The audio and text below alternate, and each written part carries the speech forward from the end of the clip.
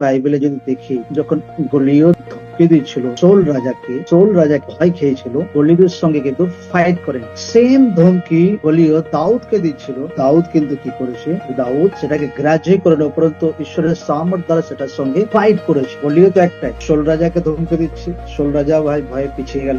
Same গলিয়ত দাউদকে ধমকি দিচ্ছে, ভাই দাউদ গলিয়তের এসে করে দিয়েছিলেন। যখন কোনো ব্যক্তি তার বিশ্বাস রিয়েল নেই, তখন সে হিংস্র কথা কর্ণপাত, যেভাবে সৌল রাজা গলিয়তের কথাতে কর্ণপাত করছিল আর পিছিয়ে গিয়েছিল, সেম কথা যখন দাউদ শুনেছিল, দাউদ ফাইট করেছিল। কোনো টাইমে ঈশ্বর গ্রেট কার্যকে করার জন্য ওদেরকে অনেক পরীক্ষার মধ্যে নিয়ে যায়। কারণ যদি লোকরা ঈশ্বরের বিশ্বাসে আছে, ঈশ্বর আপনাকে পরীক্ষা করবে। যার ঝুটমুট বিশ্বাস আছে, সে হিংস্র কথা ধমকিতে তার টেনশন হয়, কিন্তু যার রিয়েল ফেথ আছে, দাউদের মতো, দানিয়েলের মতো, আব্রাহামের মতো, তার 1% টেনশন হয়।